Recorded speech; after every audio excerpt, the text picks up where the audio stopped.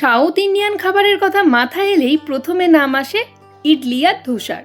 কিন্তু ইডলি ধোসা বানানো মানে তো সারা রাত জুড়ে অপেক্ষা, এত ধৈর্য তো আমার নেই। তাই আমি আপনাদের সামনে নিয়ে এসেছি একটা ইনস্ট্যান্ট ধোসার রেসিপি, যেটা খেতে দারুণ। তো এর জন্য আমি প্রথমে 1 কাপ সুজি, হাফ কাপ বেসন, পরিমাণ মতো নুন আর বেকিং পাউডার দিয়ে একটা পেস্ট তৈরি করে নিয়েছি জল দিয়ে। তো চলুন এটা সাইডে রেখে বানাবো আলুর পুর।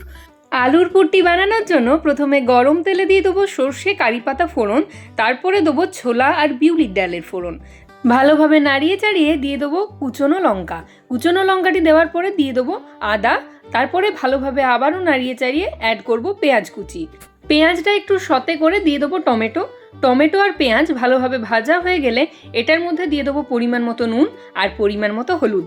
একেবারে সিম্পল ওয়েতে এই ইনস্ট্যান্ট ধোসাটি বানাবো আমরা। আর এটাতে দিয়ে দিচ্ছি আগের থেকে সেদ্ধ করে রাখা আলু। এটাকে ভালোভাবে নাড়িয়ে চাড়িয়ে 1 কাপ জল দিয়ে 5 মিনিট ঢেকে রান্না করে নেব। দেখুন একেবারে দোকানের মতো আলুর পুর কিন্তু রেডি। এবারে বানানোর পালা ধোসা। তো এর জন্য প্রথমে গরম তেলটা ভালোভাবে স্প্রেড করে নিয়ে 1 হাতা পরিমাণ ব্যাটার স্প্রেড করে এটা যখন ছেড়ে ছেড়ে আসবে তখন আলুর পুরটি দিয়ে উঠিয়ে নিলেই তৈরি আমাদের দোকানের মতো ইনস্ট্যান্ট ধোসা। দেখলেন তো, কোনো রকমের কোনো ওভারনাইট ভেজানোর ঝামেলা ছাড়াই আমরা কত সিম্পল ওয়েতে বানিয়ে নিলাম ইনস্ট্যান্ট ধোসা। তাই সাউথ ইন্ডিয়ান খাবারের কথা মাথায় এলেই চটজলদি বানিয়ে ফেলুন এই রেসিপিটি। আর ভিডিওটি কেমন লাগলো অবশ্যই কমেন্টের মাধ্যমে জানাবেন।